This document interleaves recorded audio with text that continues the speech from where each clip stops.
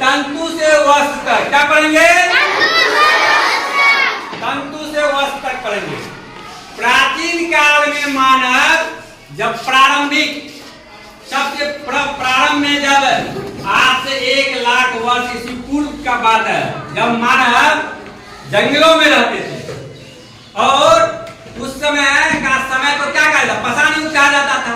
उस समय में मानव वस्त्र, आज हम लोग जिस प्रकार के वस्त्र का उपयोग करते हैं, क्या मानव उस समय उस तरह का वस्त्र उपयोग करता था? नहीं करता था। उस समय में मानव क्या करते थे, अपने शरीर को ढकने के लिए जानवरों के चमड़े का उपयोग करते थे और पेड़ पौधों के बड़े बड़े पत्तियों का उपयोग अपने तन को ढकने के लिए करते थे।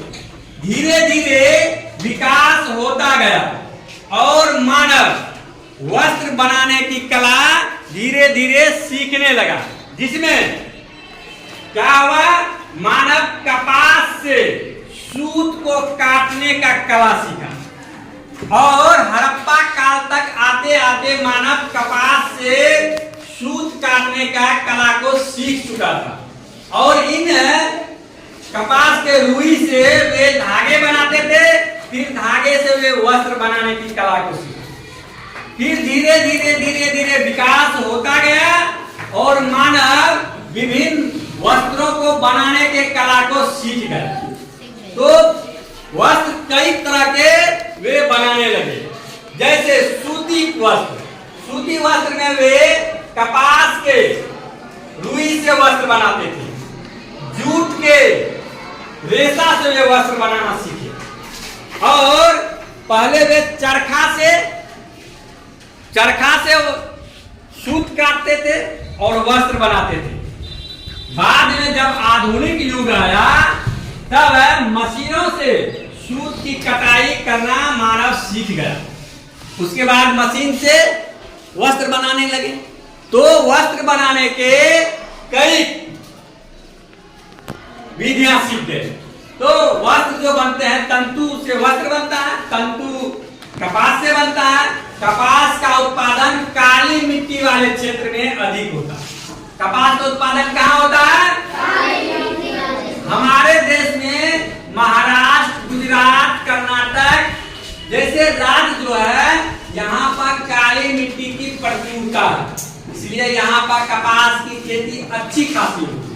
यहाँ पर कपास की खेती अच्छी खासी होती है। काली मिट्टी बनता कैसे है?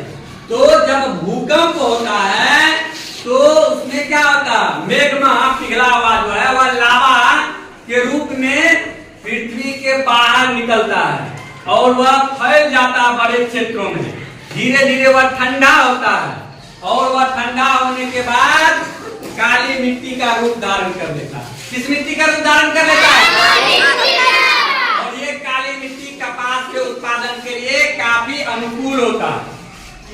तो कपास के रुई से सूती वस्त्र बनाते हैं, पहले तंतु फिर वस्त्र, उसके बाद जूट से। जूट का उत्पादन बिहार और बंगाल में बड़े पैमाने पर होता है। पूर्णिया, कटिहार, किशनगंज, सुपौल ये जूट उत्पादन का प्रमुख क्षेत्र है। ये जूट उत्पादन का क्या है? प्रमुख क्षेत्र है और यहाँ पर जूट का उत्पादन अच्छे तरीके से होता है। यहाँ पर जूट का उत्पादन क्या होता है? अच्छे तरीके से होता है और हम लोग सूती, ऊनी वस्त्र बनाना सीख गए, उससे वस्त्र बनाने लगे।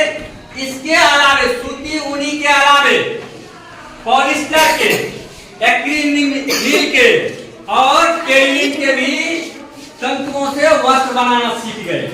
अब कृत्रिम वस्त्र भी बनने लगा। इस प्रकार से हम लोग विभिन्न तंतुओं से विभिन्न प्रकार के वस्त्र बनाना सीख गए आधुनिक तकनीक से।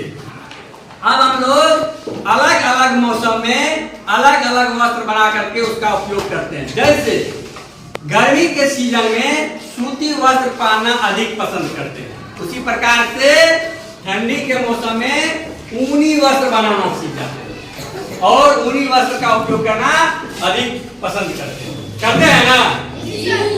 इस प्रकार आज हम लोग तंतु से वस्त्र तक की बात जाने सीखे। आज के लिए इतना धन्यवाद।